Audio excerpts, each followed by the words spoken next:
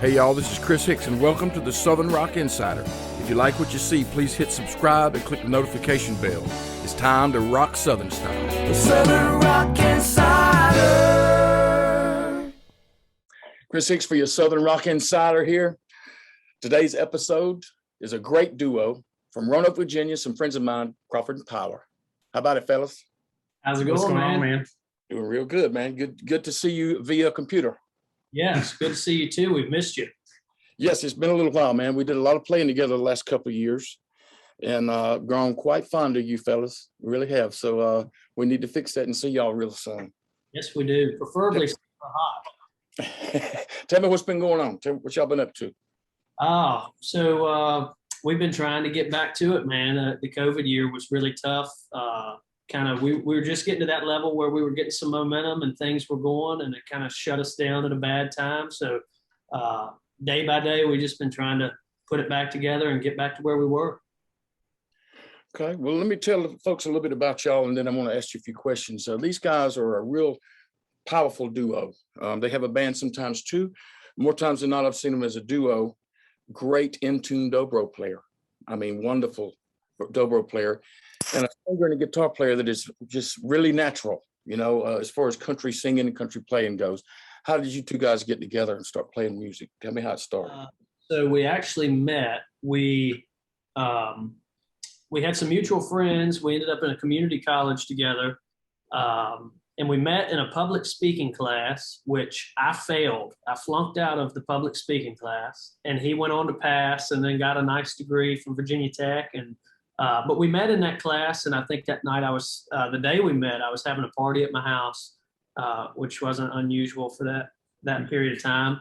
And somebody told me he played Dobro, and they, knew I'd always played and had little bands around home and everything. And that's how we met. And I probably made a fool of myself singing like a dying cow that night after a few too many beers, but somehow I talked him into sticking with me. So you kind of felt a connection right off the start, you two guys. I mean, I see the spark when I see you guys play. It kind of fits together nicely, really nice. Kind of the yin and yang thing. We've always kind of had opposite personalities that just like fit really well together.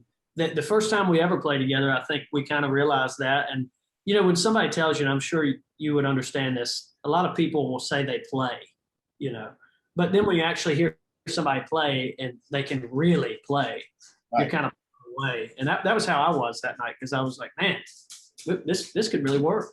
We really got something. I felt the same way. Yeah, it just really worked. It was good timing, and it all happened at the perfect time, really. We were just at the right age where we would take it serious and be able to have a lot of fun with it.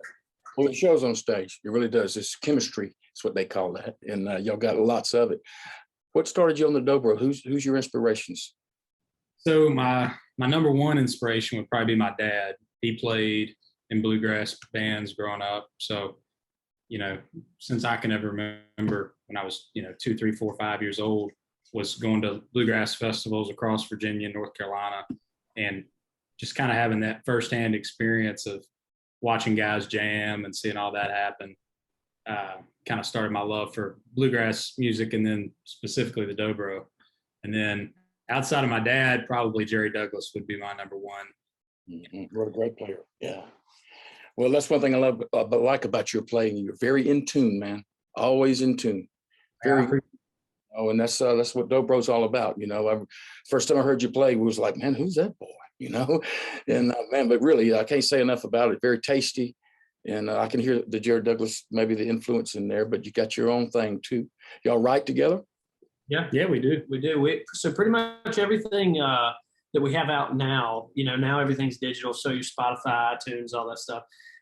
Everything we've got minus one song we wrote together.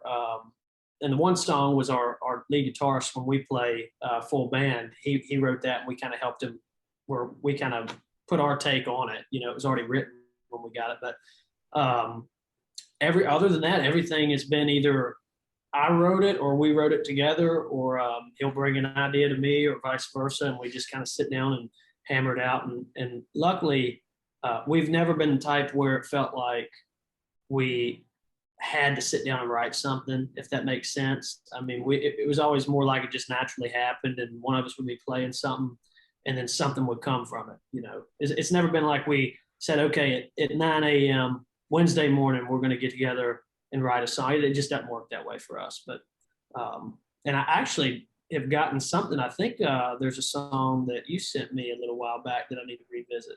That's right. Yeah, that's an idea. You guys. I'll tell you, I've rarely seen two guys, and sometimes three with you fellas, hold an audience, you know, like a Marshall Tucker audience for a big crowd of people that's ready for a full band. You guys hold the crowd really well. You know, you have lots of energy coming from two or three guys when you have your drummer with you. And I'm just kind of wondering, did that come about naturally? Did it happen all at once? Did it build, or do you know? I mean, just kind of wondering. Kind of cut our teeth doing it like that.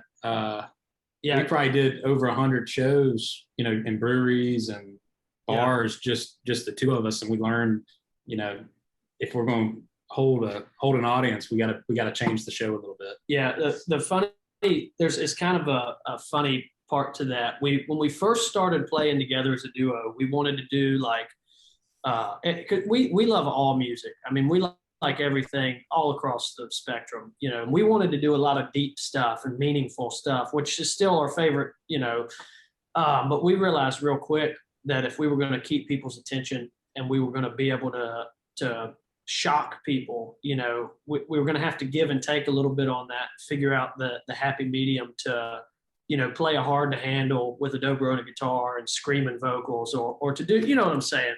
Yeah. There was kind of a point when we were playing breweries where we realized that, you know, if we put some more well-known things in there, or we can get really good at getting a certain, you know, driving feeling behind it, you know, we get a lot more attention that way. So then by the time we met you guys, I think the first night was in Raleigh several years back now, a few years at least. We just literally took everything we had been learning from playing breweries and God knows where else, coffee shops or whatever, trying to get people's attention. We just kind of put that in front of y'all's crowd, and it just worked. Like the first night, it just worked, and we're like, okay. And then there were still hiccups along the way, like knowing how to pace a crowd, like if just judging by their reactions whether or not we need to hit them with something slow, or we need to step it back up and hit them with something faster, or you know, it's just you can't learn that anywhere but on the road doing it, really. I agree, and you guys are two of the best going right now. That, I mean, to hold an audience like that is a real trick sometimes. You know, audiences can be real fickle, and I've seen you guys win them over with your originals, and then play a cover song, and the way you sing it, they go, oh, hey. The ones that wasn't won over say, we like these guys now. I appreciate, you know, what, something that I remember I was meaning to tell you about. We were in Nashville. You guys were playing. Y'all had packed out. I don't know exactly what street it was, but it was this last time they had the CMA Fest, and you guys had this crowd slammed. And I think Craig Wayne Boyd was coming up, and during Can't You See, you looked at me like, you know what, man? You need to sing my part of this song tonight. And I was like, no. If Craig and him were like, you're like, no, you need to sing this part of my song. Come up here. And I was like, man, I've been meaning to thank you for that, by the way. Oh, yeah, and you killed it, man. Right out there, that first verse, man, put it right out there. Let's do that every time. You know, it should be a regular. You spoil me. Tell me about new songs, new releases from Crawford and Power. We got stuff coming up? Yeah, we've actually got a lot in the can. We have August 20th, we're set to release our first new single coming out off of this project. And it's kind of, we have more than an EP, but I think now with releases, they're doing single type things, you know? But I'm assuming we're going to group them all on one project at some point. But we've got stuff in the can that we've been dying to get out. It's just now coming to, I guess the one positive of the COVID situation was we had a lot more time to record and be in Nashville and get things done. And so we've got plenty of songs coming out. August 20th is the first. It's called What I've Been Missing. Just a good time song talking about falling in love in Florida and one night stands and drinking alcohol. And what else could you want? Telling the truth, right? Yeah, right. Now, seen you with a band before a couple of times. Do we do stuff with the full band still, or Yeah. Acoustic dates? We've actually been doing majority full band since probably, what would you say, beginning of last year, somewhere in there? Yeah, probably top of 2020. Yeah. Right before the shutdown, we were doing probably strings of full Yeah. band shows in a row. Yeah. And then, but now That that was the plan. COVID kind of hit, we've come back. So we're kind of doing everything again. I mean, if we'll get duo offers, and it depends, because a lot of times, like on opening bills and things, it's harder to get a full band in and out. So we still do our duo stuff, and we've kind of made it a pact to always have that. When we were building this thing, we were like, man, it would be really cool if we could offer duo, trio, full band. And then essentially you should never lose a gig, So and then we've always talked about if we can get to a big enough point that we would always love to do a duo tour every year. Even if we were doing full band during the summer, at least have a few months of a patch where we can sit down and do, Crawford Power and Hicks. You guys are really something. Tell me a couple of the new song titles and what kind of stuff you're writing about for these new songs. I'll let you name the track list. So the first one is going to be What I've Been Missing. Then the second one, I think, is Moonshine. Moonshine. And then third is I'd Like a Shot. And then Country Boys Like Me is going to be the fourth one. And then we're going to have a couple more after that, but I'm not sure which ones we're going to cut first on. You're the first one to show me the Dobro with the mechanism that changes chords. Yeah. They made those like that. Yeah, Hip shot. the Hip Shot Double Shot company makes those. Mm-hmm.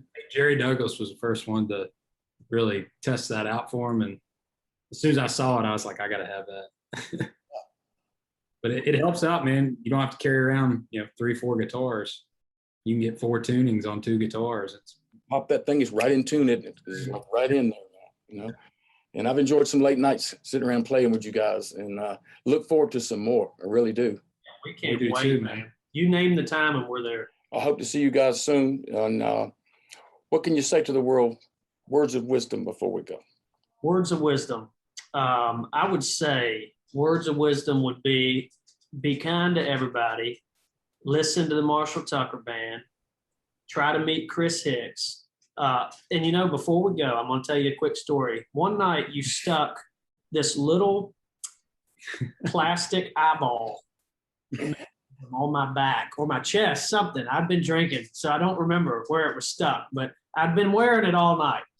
And would you believe that we stuck that thing right above our CD player on our van, and it still rides with us? And I swear to you, every trip we've taken, we say, Chris Hicks is watching.